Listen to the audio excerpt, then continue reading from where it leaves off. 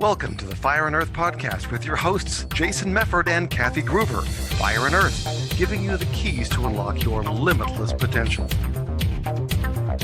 Hey everybody, welcome back to another episode of the Fire and Earth podcast. I am your co-host, Kathy Groover. And I'm Jason Mefford.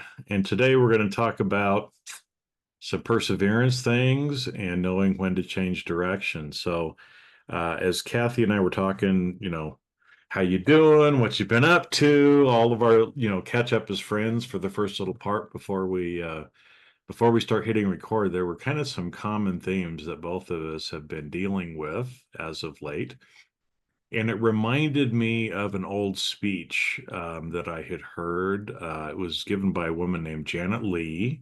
And this would have been back in probably the 90s, right? The actress? No. She was the wife of the president of the university that I was going to. Oh. And she gave a speech at one of the events, and it was called "Knowing When to Persevere and When to Change Direction." Yeah. Because I think this is one of those hard things. Because especially if you're goal oriented, if you're all about manifestation, it's like we don't want to limit ourselves. The world is our oyster. We can do whatever, you never discourage anybody. But then there's the reality, right? And there's both practical reality, but there's also the universe that sometimes steps in and it's like, hello. So we'll talk about some roadblocks probably that come from that. And I think one reason that speech stood out for me so much is one of the examples that she shared was about her son. And it was very similar to me, right? Which is when I was a teenager, we moved out to the country. We were out away from everybody. Closest friend was like 2 miles away to ride to on my bike, right? Wow. So we were out not in the sticks, but yeah, we were out in the country, right? And so when we moved into the house, one of the things that my dad put in was a basketball hoop. He put in a basketball hoop on our driveway, and every day I would go out and I would shoot baskets, right? That was one of the things that I did. And so, when I was in middle school, one of the great things was I had my growth spurt before the other boys did. So when I was 13, all of a sudden, I was 5'9", and I felt like I was so tall. And, I was inches taller than everybody else. So playing, in middle school, hey, I was a little bit taller. Things were great. Loved basketball, would go out, I'd think about, little short guys like Spud Webb, that were great basketball players. And I think, I can do that. I can be a professional basketball player. And so I would kind of have that in my mind. And in this speech, Janet's son had the same idea, right? But I grew really quick and I stopped at 5'9". So, if you think about the average height in the NBA, that's pretty short. Now, it doesn't mean that there haven't been people who have been very good players that were that height. But the reality is it was pretty far-fetched that I was going to play in the NBA. And so at some point, I had to decide, right? Is this a dream I'm going to give up, or am I going to persevere? And I chose to give it up. I mean, reality is, first off, I'm white. I'm only 5'9". I'm, was moderately good at dribbling, right? And so it's like, look, there were... I just love that word. Moderately... I dribble other ways very well. I was going to say, I sneeze and that happens, so I don't know. But, it was one of those where, again, it's like, well, do we persevere? Do we keep trying to push forward? Or do we, and it's not that we're giving up. And that's why I like the term change direction instead of giving up, because I think so much of the time, if we set our mind to something, we feel like we're giving up, and giving up is seen as being something bad, right? Right. But that's not really what it is at the end of the day. Well, and that's so hard, and I'm struggling with this. I just left a responsibility that I had committed to. And that for me was part of it. It's like, oh, I'm letting people down. I committed to doing this. When I commit to something, I see it through. And when I say I'm going to do something, I do it. And so to me, there was that inner struggle of, am I just giving up? Am I quitting? And, I was raised by my dad, who, his thing was, we don't raise quitters and you don't give up and you persevere. And, but at what point, one of his favorite phrases was, if I can't win, I don't want to play. And I had mentioned that to Eric, and he said, yeah, but at what point is it an unwinnable game? Mm-hmm. And at what point do you have to step out? And I was talking to a client of mine about this yesterday. I had already made the decision that I was stepping away from this position. And I was kind of torn about it. And I said, I kind of feel like I'm giving up, and I kind of, like, not failing, but like, the giving up thing, right? And he said, he used to be a contractor. And he said, Kathy, when I would hire guys for a contracting job, the first day I would say to them, there's two choices here, folks. You're going to make my life easier and better, or you're not. And if you're not, you're going to go. He said, so is this making your life easier and better? And I said, no. And he said, well, then you made your decision. And then I said, yeah, but I committed to do this thing. And he goes, Sisyphus. Something about Sisyphus keeps popping into my mind. And for those of you who aren't familiar with your Greek mythology, it's he was tortured. He was on the top of a mountain, and every day he pushed the rock up to the top, and every night the gods would force it back down. He was never able to get the rock to the top. And when he said that, of course, I knew the reference immediately because I'm a big nerd, and I went, yeah, okay, yeah.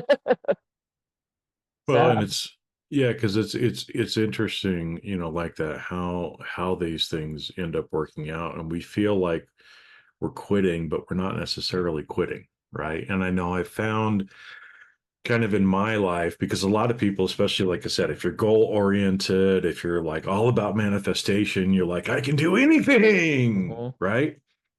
But what I have found in my life is, anything that I have really manifested that I really wanted, it wasn't hard to do. Right. And so it's any time that I'm like Sisyphus and like, no, damn it, I'm going to get that boulder to the top of the mountain. I was so close yesterday. I was 95% there. And then you find yourself starting over again the next day. Again, to Sisyphus, it was the gods rolling it back down. Why? Well, they were either punishing him or they were trying to teach him a lesson. I like to think they were teaching him a lesson, right? So when things get to be hard, when it takes so much more of our energy to do it, maybe it's the universe saying, hello, Jason, quit rolling that up the mountain, right? There's other things that you do that would be much more fulfilling and in your higher interest. Right. Well, and I've had this conversation with so many people, right? Because let's look at the manifestation thing, right? There's something you really, really want, and you put the energy out there that you're going to get it, and you step on the road to get it. And then roadblocks are thrown up, right? Boulders are thrown in your way, and there's a creek you got to cross, and then there's a storm, and then there's it's so hard to tell. And this is sort of the dichotomy of this, right? Are those roadblocks urging you to work harder, or are those roadblocks going, dude, you're on the wrong road, man, it's time to get off? And I've had this conversation with so many people who teach manifestation, who live their lives through manifestation, and everybody goes, we don't know. That's the mystery of the universe, right? Does that mean fight harder, or does that mean, dude, you're totally on the wrong path? And I don't know if there's a right answer to that. And that's sort of what I was faced with, right? And it's that the slot machine thing. You've already sat there for 20 minutes. And you already put $100 in the slot machine. What if the next spin is the big one? Yeah. And you walk away and someone sits down and puts a quarter in and they get your winnings. This is how they get you. And I remember dealing with that in previous relationships. It's like, oh, I already put so much work into this. And, stir something at any moment will change. And, when I left my ex, that's what I was, this whole, the slot machine thing. And then I realized the slot machine is a mechanical, computerized, randomized thing. Humans aren't. If humans want to make a change, they actually have the conscious ability to do so, and the machine doesn't. And that's when I was kind of like, why am I going to continue to put money in this, time in this, energy in this, love in this, if I'm not getting anything out? And so it was like that metaphor with the slot machine. That's what struck me during my previous relationship. And that kind of came up with this too. It's like, why am I going to keep kicking myself over and over again if I'm not getting a result? Well, I think sometimes too, sometimes those roadblocks get in the way because we're trying to mismanifest. That's Yep. a We're word, trying right? to force, I wrote down force Yeah, something. yeah, Yep. we're trying to force something. And so I'll just give you some random example, right? Is this like, let's say I want to earn $1 million and I have in my head how I'm going to earn that $1 million, right? And so, again, we have to have some plan, we have to do something, right? But if I have so much attachment to, no, I'm going to make the $1 million this way, and I place all my attention on that, and I roll that boulder up the hill every day because the only way I'm going to get that $1 million is by rolling that boulder up the hill. And the universe is sitting there saying, Jason, we hear you. You won $1 million, but it doesn't need to come from rolling the boulder. It's Mhm. like just let go of the attachment that that's the way it's going to happen. Because literally what ends up happening is, at a time when we finally let go of that attachment and we wake up that one morning and we're like, you know what? I think I'm going to change direction. Rolling the boulder up the hill every day. It's really hard. And I Mhm. think there's probably I still want to manifest the $1 million, but I'm not going to be so tied up in the attachment of Mhm. how it has to do. And then I'm sitting there having my breakfast around the campfire, and all of a sudden I notice something shiny. And I walk over and I kind of move the rocks and dirt and plants out of the way. And there's a huge chunk of gold sitting there worth $1 million, right? Sometimes it's as simple as that. If we'll just get out of our own way and, stop persevering maybe in the wrong way and just don't have the attachment to how it's going to come. The universe Yeah. still wants to give it to you, right? And so think about the reasons behind why we're doing something, Yep. right? Like, Kathy, in your situation, there was a reason why you were volunteering. You took on this responsibility because you wanted to do something. Well, what is it that you wanted to do that's behind the scenes, not the Yeah. 3D act of it, because there's other ways for you to do the same thing Yep. without all of the energetic vampire sucking. hmm Well, and so as you were talking about this, so I was a theater major. I drove cross country with everything I owned in a U-Haul and a boyfriend I wasn't sure I liked, but he helped drive, so that was fine. And I left Pittsburgh and I drove to California to pursue the acting thing, and I landed in Hollywood. And all the adults in my life at that point, my dad, my uncles, family friends, they were like, "Well, what's going to happen when this doesn't work for you?" I'm like, what do you mean? Like, I didn't even consider it wouldn't work. I was top of my class. I was really good. I was a hard worker. And I'm like, I'm going to Hollywood and it's going to happen. Um, and after the first couple of years, I did tons of theater, which of course doesn't pay. And I Mhm. came this close to being the host of a major kids' TV show, but they gave it to someone who was Hispanic. And I'm good, but I can't pass for bilingual Hispanic. So I was like, this is out of my hands. Like, this is out of my control. And then I found myself auditioning to be a dancing piece of pizza. And I went, I'm a classically trained performer. And then I was working for my agent's office, and the breakdowns would come through every day, which is the description of what studios are looking for. And it said 5'8", dancer, psychology major, average looking, brown hair, brown eyes. Good Lord, it might as well have said send Kathy Groover. And so we send my photos, and I said, I actually am a dancer, and I was a psych minor, and da da. And I didn't even get called for an audition. And Mhm. I went, when the description basically says send Kathy Groover and I don't even get a call for an audition, what the fuck am I doing here? And between the dancing piece of pizza, which I also didn't get, by the way, which pissed me off, and this run, I was like, I'm out. What am I doing? So I ended up in production. I ended up finally moving to Santa Barbara.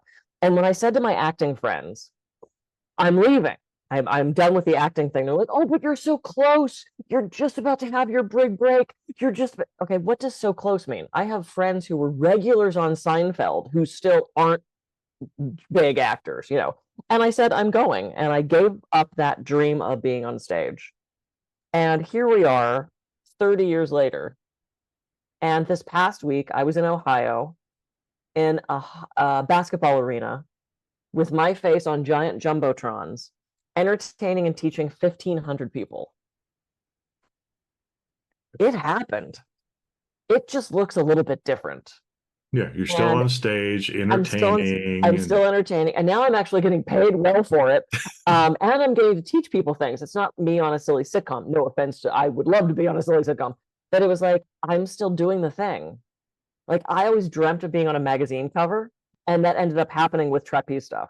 I dreamt of doing. I wanted to be on a billboard. That happened years ago in Times Square. So it's like all these things that I kind of put out there as a kid that I thought would be cycled around the acting performing part has happened in my life, but under the guise of something else. It's been like everything I put in motion. It's taken years. It wasn't as immediate, but the universe has a different timeline than us, right? So it's like you're not necessarily quitting that thing, you're just reshaping it, you're transforming it, transmuting it into something else. So I know the help that I was able to give to this organization, I know I'm still going to be able to do that. It's just going to be in a different role. It's going to be in a different guise. Yeah.